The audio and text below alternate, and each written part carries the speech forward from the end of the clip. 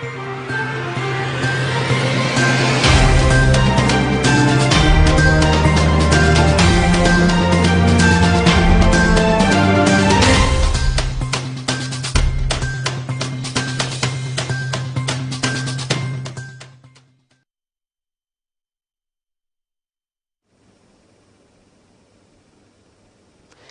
वालेकुम नाज़रीन, ताज़ा खबर में आपका इस्तकबाल है। मैं हूं सानिया। अब आगे सबसे पहले नजर डालेंगे हेडलाइंस पर। रियासत में सरकारी मुलाजिमतों के तकर्रुरात के इम्तिहानात उर्दू जबान में भी होंगे मुनक्कद। तेलंगाना कानून साज असेंबली में वज़ीर आला KCR का ऐलान।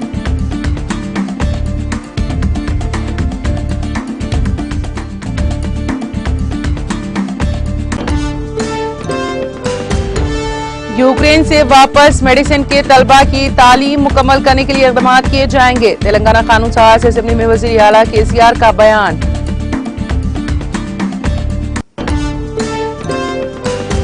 ऑस्ट्रेलिया के आला सतही पार्लिमानी वफ़द ने तेलंगाना कानून साज असेंबली का किया दौरा। स्पीकर के चेंबर में बैठकर वक्फा सिफर के दौरान ऐवान की कार्रवाई का वफ़द ने किया मुशाहिदा।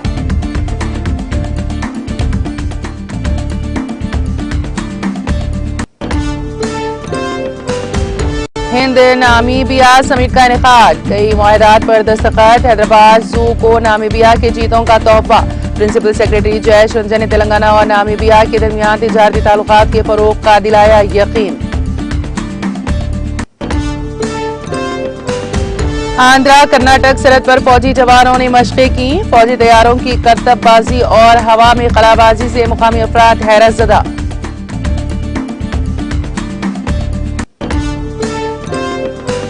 लखीमपुर खेरी तशद्दुद के कलीदी मुलजिम आशीष मिश्रा की जमानत का मामला। सुप्रीम कोर्ट आशीष की जमानत के खिलाफ अर्जी पर 16 मार्च को सुनवाई करेगा।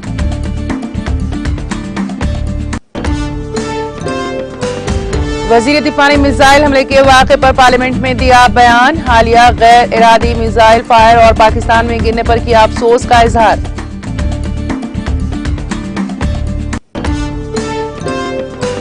और यूक्रेन के दारुल हुकूमत कीव में रूसी हमलों का सिलसिला जारी। रूस ने कीव में रिहायशी इमारत को बनाया निशाना, एक शख्स हलाक।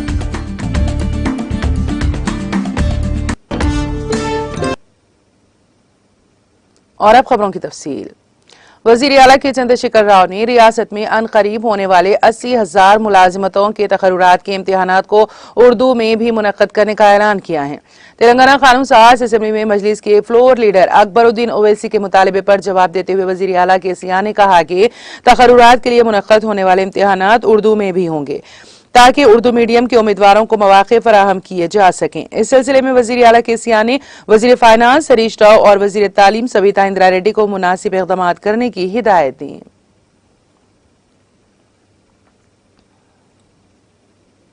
I am also really very serious about that.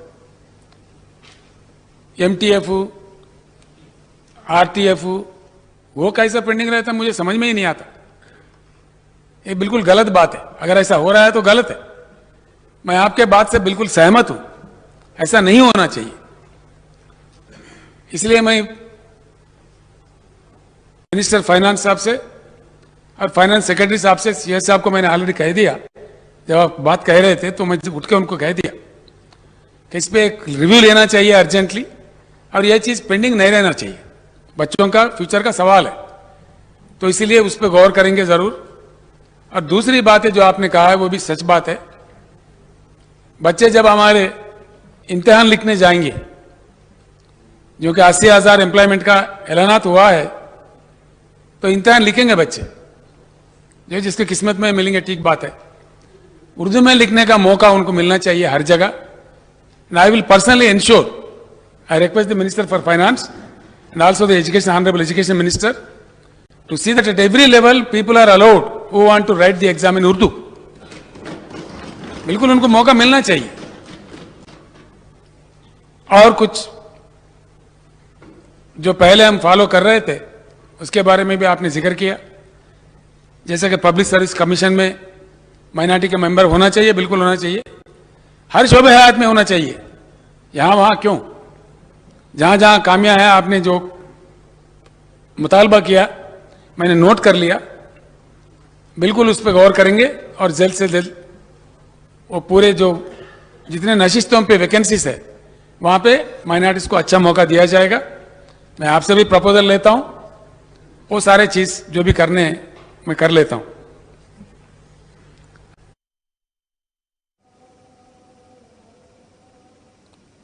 वजीर आला के चंद्रशेखर राव ने ऐलान किया है कि चाहे जितना भी खर्च हो, यूक्रेन में मेडिसिन की तालीम हासिल करने के लिए जाकर वापस होने वाले उन तमाम तलबा की मेडिसिन की तालीम को मुकम्मल करने के इक़दाम किए जाएंगे। वजीर आला KCR आज ऐवान असेंबली में करेंसी एक्सचेंज बिल पर मुबाहिस में हिस्सा लेते हुए ये बात कही। इस मौके पर वजीर आला KCR ने कई मौज़ूआत पर बातचीत करते हुए मरकज की पॉलिसियों को अपनी शदीद तनकीद का निशाना बनाया। उन्होंने कहा कि मरकज की गलत पॉलिसियों की वजह से करोड़ा लोग गुर्बत का शिकार हो गए, बेरोजगारी में इजाफा हो गया, मुल्क की GDP गिर गई और सनतें बंद हो गई, मुल्क अपना विखार खो रहा है। उन्होंने मजीद कहा कि मुल्क में मजहबी जुनून का एहसास बढ़ता जा रहा है। मजहबी जुनून कत्लेआम इस मुल्क को बर्बाद कर देगा। उन्होंने मुल्क के नौजवानों, मुल्क के दानिश्वरों और बाशऊर तबके से अपील की है कि मुल्क में जो कुछ भी हो रहा है ये अच्छा नहीं है।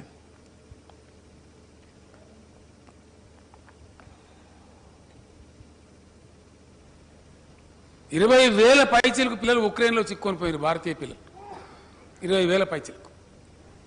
కళ్ళ ముందర కనబడుతున్న సత్యం అధ్యక్ష. ఎందుకు పోయినా పిల్లలందరూ అంటే MBBS చదువుకోవడానికి పోయింది సార్, మెడిసిన్ చదువుకోవడానికి.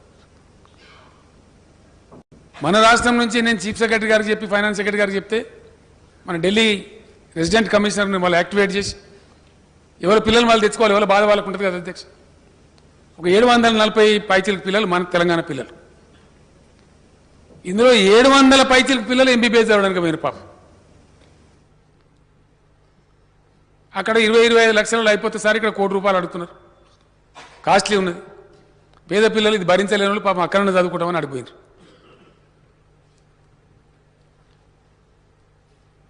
ఎందుకు పోయినా అంటే ఇక్కడ దిక్కు లేదు కాబట్టి పోయినారు, అవకాశం లేదు కాబట్టి పోయినారు. ఏం చేయాలి ఇప్పుడు? ఆ పిల్లల యుద్ధం ఇంకా సమసిపోలేదు, అది ఏమవుతుందో తెలియదు. కింద పడి మీద పడి ఇప్పటి వరకు 710 మంది పిల్లలను మనం టికెట్లు భరించి తెచ్చినాం అధ్యక్ష, వాపస్ తెచ్చినాం. ఇప్పుడు వాళ్ళ భవిష్యత్ ఏంది? వాళ్ళ చదువు డిస్కంటిన్యూ కావన్నా, ఆగిపోవన్నా, తిరిగి ఉక్రెయిన్ పోయే పరిస్థితులు ఉన్నాయా? ఏం జరగ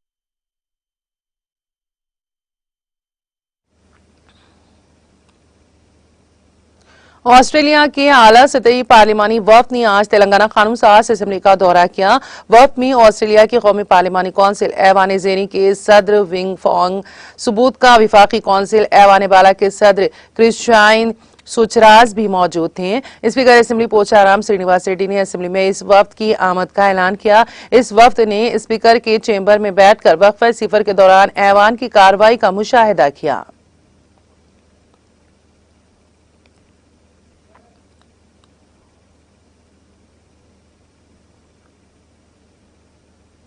हैदराबाद जू में अनकरीब नामीबिया के चीतों को रखा जाएगा। नामीबिया अपने चीतों और जंगलाती जिंदगी के लिए दुनिया भर में मशहूर है। हिंदुस्तान के साथ मुख्तलिफ शोबों में ताउन के ख्वाहां नामीबिया के ओहदेदारों ने फैसला किया है कि एशियाई मुल्क में चीतों की मादूम होती है नस्ल बचाने के लिए इसे चीतों का तोहफा दिया जाएगा। इस सिलसिले में हैदराबाद नेहरू जूलॉजिकल पार्क को भी मुंतखब किया गया है। इस बात का इंकशाफ दोनों मुल्कों के दरमियान ताल्लुकात के फरोख्त के लिए हिंद नामीबिया समिट के दौरान किया गया। दोनों ममालिक बाहमी ताल्लुकात बिलखुसूस तिजारत, मईशत व सरमायाकारी में एक दूसरे के साथ ताउन करना चाहते हैं। Park Hyatt hotel Banjara hills में मुनक्किदा समिट में नामीबिया के हाई कमिश्नर बराए हिंद गैब्रियल सुम्बो ने शिरकत की। मुख्तलिफ कंपनियों के नुमाइंदों, सिफारतकारों और मुआज़नीन ने खिताब करते हुए उन्होंने कहा है कि नामीबिया सरमायाकारी के लिए एक बेहतरीन मुकाम है और बेपनाह इम्कानात रखता है। प्रिंसिपल सेक्रेटरी हुकूमत तेलंगाना जयेश रंजन ने तेलंगाना और नामीबिया के दरमियान तिजारती ताल्लुकात के फरोख्त के लिए रियासती हुकूमत के ताउन का यकीन दिलाया। इस मौके पर कई दोनों मुल्कों की कई कंपनियों के दरमियान याददाश्त मुफाहमत पर दस्तखत किए गए। इन कंपनियों का ताल्लुक बिलखुसूस फार्मा, ज़राअत और स्टील से था। इंडियन इकोनॉमिक ट्रेड ऑर्गेनाइजेशन के सदर आसिफ इकबाल ने इस समिट की मेजबानी की। बल्गारिया के एजाजी कौंसिल डॉक्टर लेवन केरून, कोरिया की एजाजी कौंसिल, मुख्तलिफ कंपनियों के नुमाइंदों, अहदेदारों और मौजूद शख्सियात ने शिरकत की। नामीबिया से मुतालिक ट्रेड कमिश्नर डॉक्टर तस्नीम शरीफ ने शुरा का खैर मकदम किया और हिंद नामीबिया बाहमी ताल्लुकात के बारे में रोशनी डाली।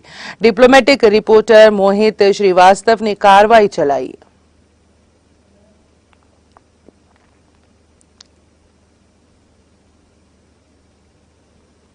तेलंगाना स्टेट स्पेशल पुलिस की जानिब से निर्मल जिले भैंसा पुलिस सब डिवीजन के इहाते में मिर्जापुर ग्राम पंचायत के हुदूद में TSSP Telangana state special police 2nd battalion IR सब हेडक्वार्टर की मंजूरी अमल में लाई गई। हेडक्वार्टर की मंजूरी अमल में लाई गई है। खुसूस में तेलंगाना स्टेट स्पेशल पुलिस की ADGP अभिलेश भैस्ता IPS ने दौरा करते हुए महकमा रेवेन्यू और महकमा पुलिस के आला अहदेदारों के साथ जाए मुकाम पर एक इजलास तलब करते हुए तमाम तर कामों से वक्फियत हासिल की। बारजा मीडिया से मुखातिब करते हुए उन्होंने कहा है कि TSSP 2nd बटालियन के तहत भैंसा शहर में जदीद पुलिस सब हेडक्वार्टर जुमला 9 एकड़ अराजी पर तामीर किया जाएगा और कामों की शुरुआत अगले माह से होगी और इन कामों को जल्द तकमील कर लिया जाएगा। और महकमा पुलिस की जानिब से पुलिस सब क्वार्टर भैंसा के लिए जुमला 5 ता 6 DGP केडर के आला अहदेदार को मख्तस किया जाएगा ताकि जिले आदिलाबाद, निजामाबाद और निर्मल जिले को इहाते में किसी भी नागहानी सूरत हाल को फौरन काबू में लाया जा सके। इस मौके पर निर्मल जिले SP Praveen Kumar, additional SP Kiran Khire, tehsildar Vishambar Bhainsa, circle inspector Praveen Kumar के अलावा दीगर आला पुलिस अहदेदार भी मौजूद थे। जिला निर्मल के खानापुर अक़लियती अक़ामती स्कूल व कॉलेज खानापुर में दाखिलों के लिए ऑनलाइन दरखास्तों का आगाज हो चुका है। ये बात M सत्यम प्रिंसिपल अक़लियती अक़ामती स्कूल व कॉलेज खानापुर ने TTV से बात करते हुए बताया है कि जारिया साल दाखिलों के लिए अहलियती इम्तिहान एंट्रेंस टेस्ट रखा जा रहा है। ख्वाहिशमंद अफराद ऑनलाइन के जरिए या खानापुर में वाक़ अक़लियती अक़ामती स्कूल कॉलेज पर कायम हेल्पलाइन सेंटर पर ऑनलाइन दरख्वास्त कर सकते हैं। अक़लियती अक़ामती स्कूल व कॉलेज खानापुर में जमात पंजुम में 40 नशिस्तें मौजूद हैं, जिनमें 30 अक़लियतों के लिए, 5 BC के लिए, 2 SC, 2 ST के लिए और 1 OC के लिए पुर की जाएंगी। अक़ामती कॉलेज में BPC और MPC के लिए 40-40 नशिस्तों के लिए भी ख्वाहिशमंद तलबा से दरख्वास्त मतलूब है। ऑनलाइन दरख्वास्तें 15 मार्च तक 11 अप्रैल तक दाखिल की जा सकती हैं, जबकि एंट्रेंस टेस्ट 9 मई को मुनक़द होगा। 23 मई को नताइज जारी किए जाएंगे और क्लासेस का बाकायदा आगाज 1 जून से होगा। सालाना आमदनी जिनकी 1,50,000 से कम होगी वो अपने बच्चों को दाखिला दिलवा सकते हैं।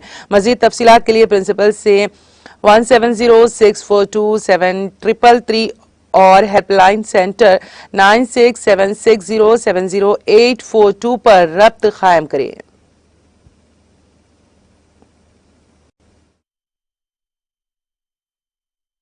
Myself Abdul Rohit Salman. I am currently pursuing intermediate second year BPC. I have joined here in the year of since 2016. Since the TEMRIS has established in 7th standard, the students have got a chance to explore themselves by taking admissions here, and these minorities this TEMRIS has been playing a crucial role in the development and in the building of Bangaru Telangana initiative, which was set by our Honorable CM KCR sir. Every Saturday in our school we conduct Palle Pragati, which means the cleanliness of school has to be done every single week by every student. Serve to this society, and by taking one motto is enter to learn and exit to serve. అందరికీ నమస్కారం. ఖానాపూర్ పట్టణంలోని minority గురుకుల పాఠశాలలో 5వ తరగతి మరియు inter ప్రథమ సంవత్సరంలో ప్రవేశానికి విద్యార్థులు ఆన్లైన్ ద్వారా దరఖాస్తులు చేసుకోవాలని యాజ్ ఏ ప్రిన్సిపల్గా నేను అందరికీ తెలియజేస్తున్నాను. ఏప్రిల్ 11వ తేదీ వరకు దరఖాస్తుల యొక్క చివరి తేదీ అవకాశం ఉందని ఈ సందర్భంగా నేను తెలుపగలను. 5వ తరగతి గాను 40 సీట్లు ఖాళీగా ఉన్నవి మా పాఠశాల యందు. మరియు అందులో 40 సీట్లలో మైనార్టీలకు 26, క్రిస్టియన్ మైనార్టీలకు 6 మరియు ఇతర మైనార్టీలకు 2, SC 2, BC 5, OCలకు 1 సీటు చొప్పున రిజర్వ్ చేయబడినాయి. అదే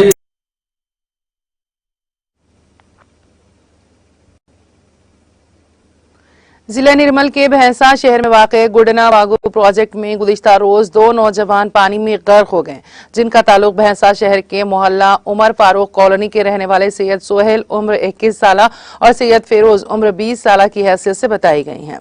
भैंसा टाउन पुलिस के मुताबिक ये दोनों नौजवान लड़के प्रोजेक्ट में मछली का शिकार करने वाले अफराद को देखने की गर्ज से नीचे उतरे और मछलियां देखने के दौरान सैयद सोहेल अचानक पानी में गिर पड़ा। उसे बचाने की कोशिश में सैयद फेरोज भी प्रोजेक्ट में गर्क हो गया।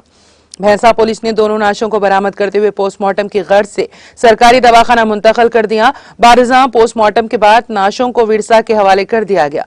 शहर में इस हादसे की खबर जंगल की आग की तरह फैल गई। इस हादसे में 2 नौजवानों के गर्क होने पर भैंसे की आवाम में गम की लहर दौड़ गई। आंध्रा कर्नाटक सरहद पर फौजी जवानों ने मशक की। तेलुगु रियासत के अनंतपुर जिले के दोनाकल इलाके में स्काई डाइविंग और पैरा जंपिंग असिस्टेंट का मुजाहरा किया गया। इस अचानक कौमी तैयारों की करतबबाजी और हवा में खलाबाजी से मुकामी अफराद हैरतज़दा हो गए। मुकामी अवाम ने देखा कि कई फौजी पैराशूट के जरिए तैयारों से नीचे उतर रहे हैं। फौजी जवानों के लिए फूड कोर्ट का इंतजाम किया गया। हर साल तरबियत के हिस्से के तौर पर इस इलाके में फौजी मशक़ें की जाती हैं। तेलुगु और कंटर रियासतों के आसमान पर तैयारों के मुजाहरों को देखने के लिए अवाम की बड़ी तादाद जमा हो गई। मकान में लगी आग की वजह से एक खातून जिंदा झुलसकर हलाक हो गए, जबकि इसका शौहर और बेटा शदीद तौर पर झुलस गए। यह वाकया तेलंगाना के जिले मेदक के तिम्मापुर में कल शब पेश आया। इस खातून की शिनाख्त 35 साल मंगम्मा के तौर पर की गई है। मुकामी अफराद ने मकान में आग देखकर फायर ब्रिगेड को तलब किया, ताहम वो मंगम्मा को नहीं बचा सके। इसके शौहर 42 साल नरसिम्लू और बेटी 14 साल रवि को बचाने में कामयाबी हासिल की गई है। नरसिम्लू और रवि 50% तक झुलस गए हैं। उनको एरिया अस्पताल मेदक मुंतकिल किया गया। पुलिस ने इस सिलसिले में एक मामला दर्ज करके जांच शुरू कर दी।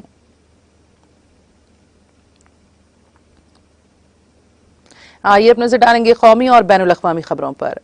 सुप्रीम कोर्ट लखीमपुर खीरी तशद्दुद मामले के कलीदी मुलजिम आशीष मिश्रा की जमानत के खिलाफ दायर अर्जी पर अब बुध के रोज समाअत करेगा।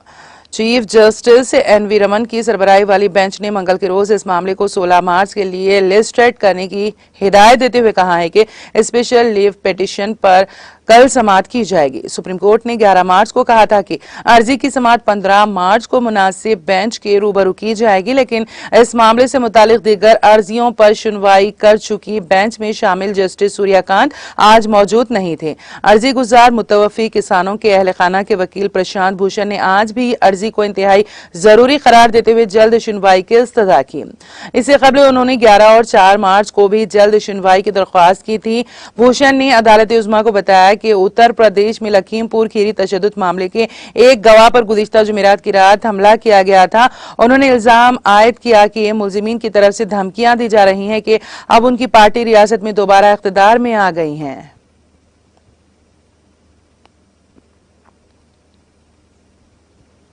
वजीर दिफा राजनाथ सिंह ने हालिया गैर इरादी मिसाइल फायर और पाकिस्तान में गिरने पर अफसोस का इजहार करते हुए आज कहा कि इस वाक़े को हुकूमत ने संजीदगी से लिया है और इसकी बाज़ाब्ता आला सतह इंक्वायरी कराई जाएगी।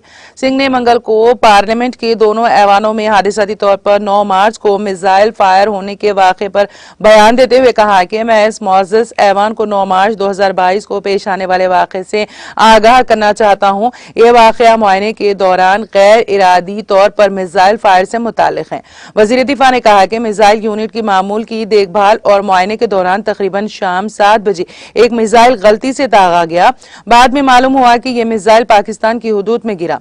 यह वाकया अफसोसनाक है, लेकिन यह राहत की बात है कि इस हादसे से कोई नुकसान नहीं हुआ है। उन्होंने बताया कि हुकूमत ने वाकये को संजीदगी से लिया है और इसकी बाज़ाब्ता आलाई सतह इंक्वायरी का हुक्म दे दिया गया है। मुबैना हादसे की असल वजह तहकीकात के बाद मालूम होगी।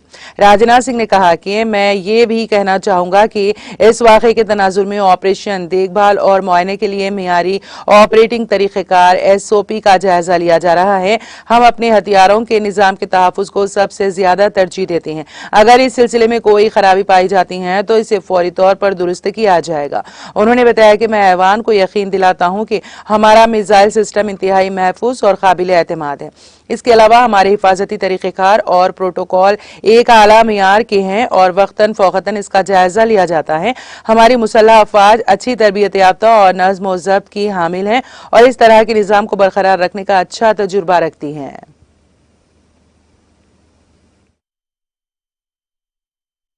महोदय, मैं इस गरिमामयी सदन को 9 मार्च 2022 को हुई एक घटना से अवगत कराना चाहता हूं। यह घटना इंस्पेक्शन के दौरान अनजाने में हुई मिसाइल की रिलीज से संबंधित है। मिसाइल यूनिट के रूटीन मेंटेनेंस और इंस्पेक्शन के दौरान शाम को लगभग 7 बजे दुर्घटनावश एक मिसाइल रिलीज हो गई। बाद में ज्ञात हुआ कि यह मिसाइल पाकिस्तान के क्षेत्र में जाकर गिरी। यह घटना खेदजनक है, परंतु यह राहत की बात है कि इस दुर्घटना से किसी भी प्रकार का कोई नुकसान नहीं हुआ है। सभापति महोदय, मैं सदन को सूचित करना चाहता हूं कि सरकार ने इस घटना को बहुत ही गंभीरतापूर्वक लिया है और इसके लिए एक औपचारिक उच्च स्तरीय जांच के आदेश भी दे दिए गए हैं।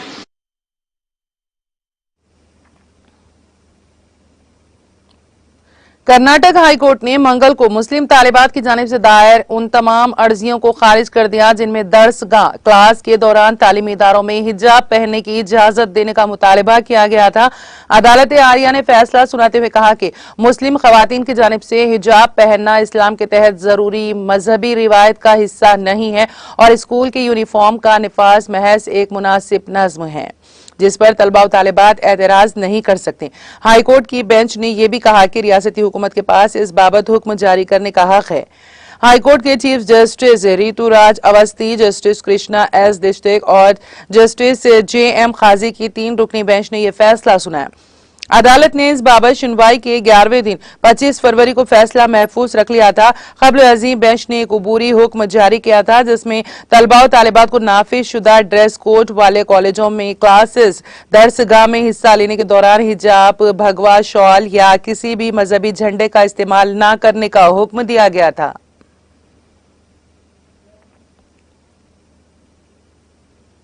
बॉम्बे हाईकोर्ट ने मंगल को महाराष्ट्र के अक़लियती उमूर के वजीर नवाब मलिक की जानिब से मनी लॉन्ड्रिंग के एक मामले में उनकी गिरफ्तारी को चैलेंज करने वाली और उनकी गिरफ्तारी को गैर कानूनी व गैर आईनी करार दिए जाने का मुतालबा करने वाली अर्ज़-ए-दाश्त को मुस्तरद कर दिया है। जस्टिस PB वराले और जस्टिस SM मोडिक पर मुश्तमिल 2 रुकनी बेंच ने 3 दिनों तक जारी रहने वाले फरीकीन के वसी दलाइल की समाअत के बाद ये हुक्म जारी किया है।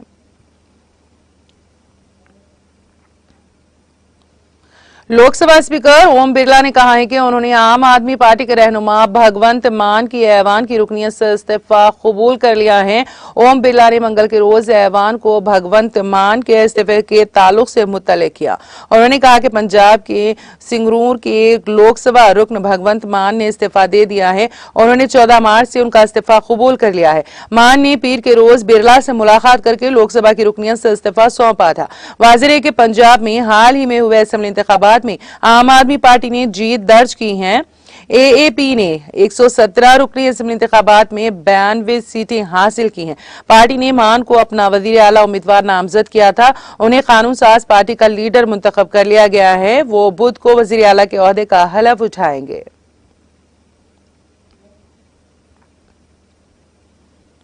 टाटा सन्स ने मंगल के रोज टाटा ग्रुप के चेयरमैन N चंद्रशेखरन को एयर इंडिया के नए चेयरमैन मुकर्रर करने का ऐलान किया। टाटा सन्स ने हुकूमत से मुल्क की मशहूर एयरलाइन खरीदने के बाद तुर्क एयरलाइन के साबिक CEO एलकार एलची को एयर इंडिया के चीफ एग्जीक्यूटिव के ओहदे के लिए मुंतखब किया था, लेकिन उन्होंने इस पेशकश को कबूल नहीं किया, जिसके बाद टाटा ग्रुप ने यह फैसला किया है। टाटा सन्स ने हाल ही में एयर इंडिया का हुसूल मुकम्मल किया। चंद्रशेखरन ने 18,000 करोड़ रुपए के इस एक्वायरमेंट में अहम किरदार अदा किया है। पूरे मुल्क में कौमी कोविड टीकाकारी मुहिम के तहत 180.40 करोड़ से ज्यादा कोविड वैक्सीन दी जा चुकी हैं। सेहत और खानदानी बहबूद की मरकजी वजारत ने मंगल को बताया कि आज सुबह 7 बजे तक 180,40,28,891 कोरोना टीके लगे हैं। वजारत ने कहा है कि गुज़िश्ता 24 घंटों में कोरोना के 2,568 नए मरीज सामने आए हैं। इसके साथ ही मुल्क में कोरोना के मरीजों की तादाद 33,917 हो गई है। यह मुतासरा केसेस का 0.08% 1% है। यौमिया पॉजिटिविटी रेट 0.37% तक पहुंच गया है।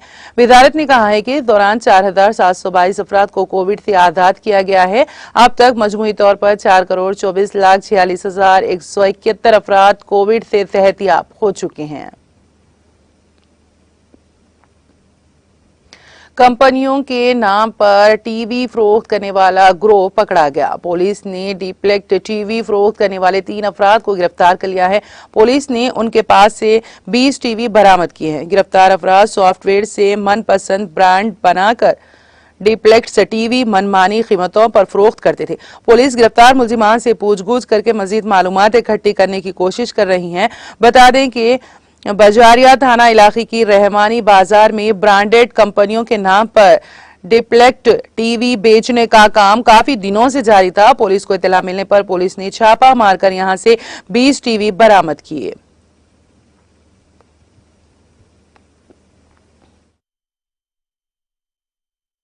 देखिए, आज हम ताना बाजारिया क्षेत्र के अंतर्गत में एक गैंग को पकड़ा है। इस गैंग में 3 लोग हैं, मोहम्मद अनस, मोहम्मद रफ़ी और प्रतीक।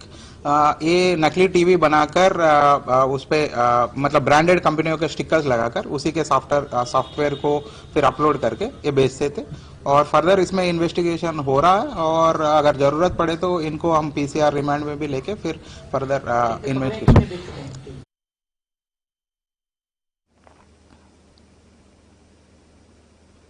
मंशियात की वबा को रोकने की गर्ज से चिनार वैली ग्रुप त्राल कश्मीर की जानिब से 27 मार्च को एक रोड रेस का इनेकाद किया जा रहा है। इस सिलसिले में ग्रुप के चेयरमैन जुनेद इस्लाम ने TTV को बताया कि इस रेस में यहां के नौजवान लड़के और लड़कियां हिस्सा ले सकते हैं। उन्होंने मजीद कहा कि ऐसे प्रोग्रामों से नौजवानों को आगे बढ़ने का मौका भी मिलता है। अस्सलाम वालेकुम वरहमतुल्लाहि वबरकातुहू। देखिए, हमने जो है यहाँ पे जैसे कि आप हमारे एरिया में देख ही रहे हैं, यहाँ पे ड्रग्स का जो एडिक्शन है वो बहुत ज़्यादा यूथ उसमें बढ़ चुकी है।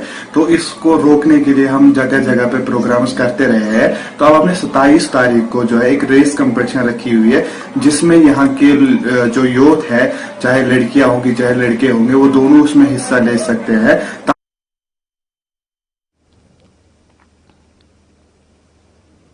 जनूबी कश्मीर के जिले पुलवामा के ओंतीपुरा इलाके में सिक्योरिटी फोर्सेस और अस्करियत पसंदों के दरमियान तसादुम आराई में एक जंगजू मारा गया, जबकि ऑपरेशन हुनूस जारी है। एक पुलिस तर्जुमान ने कहा कि ओंतीपुरा के 400 इलाके में तसादुम आराई के दरमियान एक अस्करियत पसंद मारा गया, जिसकी शिनाख्त अभी मालूम नहीं हो सकती है। उन्होंने कहा कि इलाके में तलाशी ऑपरेशन हुनूस जारी है। काबिल ज़राए ने बताया है कि अस्करियत पसंदों के छुपने की इत्तला मौसूल होने पर सिक्योरिटी फोर्सेस ने 400 इलाके को मुहासिरे में लेकर तलाशी ऑपरेशन शुरू कर दिया। उन्होंने कहा कि जो ही तलाशी ऑपरेशन की एक टीम एक मशकूक मुकाम के नजदीक पहुंची तो वहां छुपे अस्करियत पसंदों ने इस पर फायरिंग शुरू कर दी, जिसके नतीजे में तरफैन के दरमियान तसादुम छिड़ गया। यूक्रेन के दारुल हुकूमत कीव में एक अपार्टमेंट की इमारत मंगल को रूसी हमलों की जद में आ गई। हमले की वजह से शदीद आग लग गई। खलीज टाइम्स ने ये इत्तला दी। रिपोर्टों के मुताबिक हमले में कम से कम एक शख्स की मौत हो गई है और दीगर इमारत के अंदर फंसे हुए हैं। यूक्रेनी फौज ने कहा है कि रूसी हमले में इमारत तबाह हो गई। हमले मगरबी कीव के शियोतोशेंस्की जिले में हुए हैं, जो इरपिन के मुफाखाती शहर से मुत्तसिल है। यहां जंग के दौरान अब तक की सबसे शदीद लड़ाई देखने को मिली है। फौज ने कहा है कि इमारत में आग लग गई है। फायर ब्रिगेड एहलकार इमारत में फंसे लोगों को बचाने की कोशिश कर रहे हैं। यूक्रेन और रूस के दरमियान बातचीत फिर से शुरू होने के बावजूद मंगल की सुबह कीव में सिलसिलेवार धमाका हुआ। रिपोर्ट्स के मुताबिक मंगल की सुबह दारुल हुकूमत के बीचों बीच कम से कम 3 बड़े धमाकों की आवाज सुनी गई और धुएं का गुब्बार उठता देखा गया।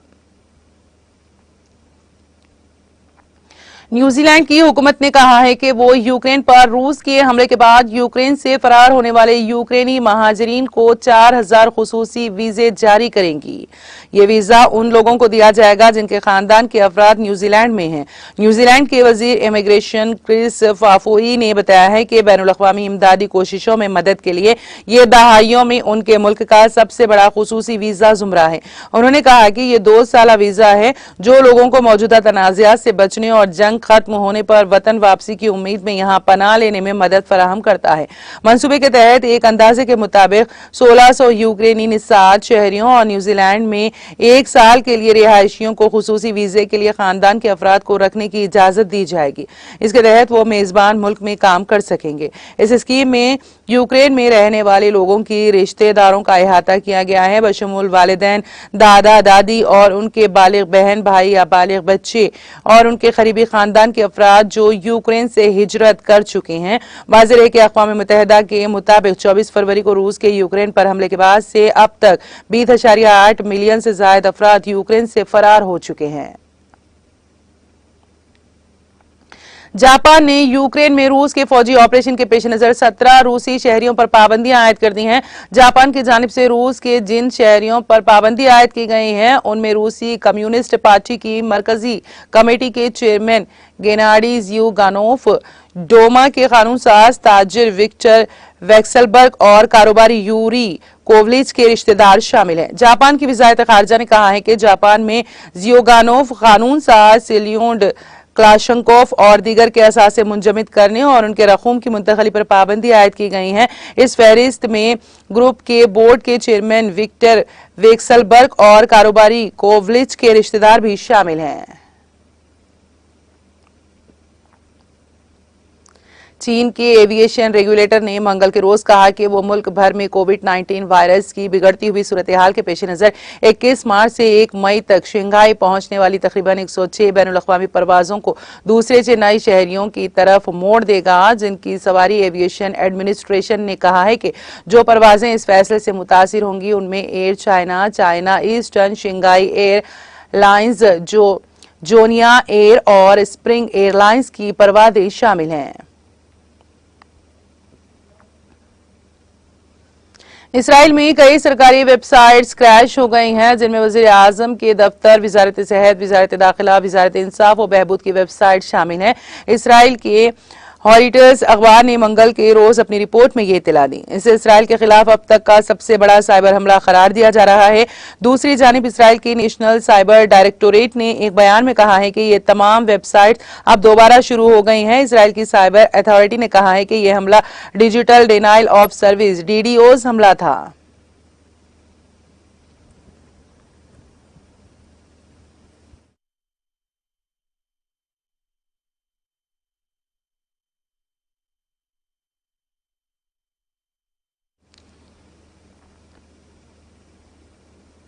और अब आखिर में एक मरतबा फिर नजर हेडलाइंस पर। रियासत में सरकारी मुलाजिमतों के तकर्रुरात के इम्तिहानात उर्दू जबान में भी होंगे मुनक्कद। तेलंगाना कानून साज असेंबली में वजीर आला KCR का ऐलान। यूक्रेन से वापस मेडिसिन के तलबा की तालीम मुकम्मल करने के लिए इक़दाम किए जाएंगे। तेलंगाना कानून साज असेंबली में वजीर आला KCR का बयान।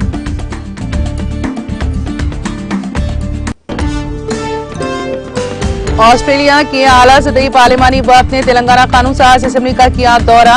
स्पीकर के चेंबर में बैठकर वक्फा सिफर के दौरान ऐवान की कार्रवाई का वफ्द ने किया मुशाहिदा।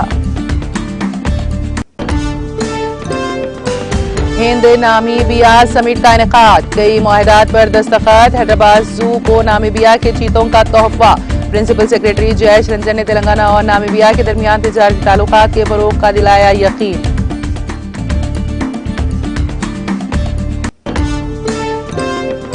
आंध्रा कर्नाटक सरहद पर फौजी जवानों ने मशक़ें की। फौजी तैयारों की करतबबाजी और हवा में खलाबाजी से मुकामी अफराद हैरतज़दा।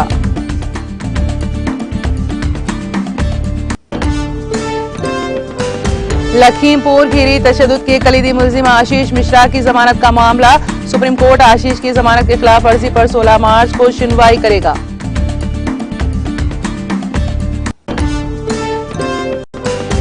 वजीर दिफा ने मिसाइल हमले के वाक़े पर पार्लियामेंट में दिया बयान। हालिया गैर इरादी मिसाइल फायर और पाकिस्तान में गिरने पर किया अफसोस का इजहार।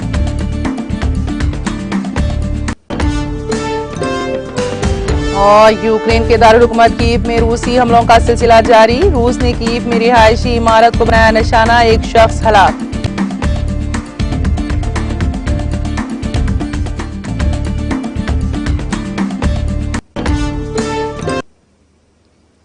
ताज़ा खबर में फिलहाल इतना ही। ताज़ा तरीन अपडेट्स के लिए देखते रहिए TTV। अब मुझे और मेरी पूरी टीम को दे इजाजत। खुदा हाफिज।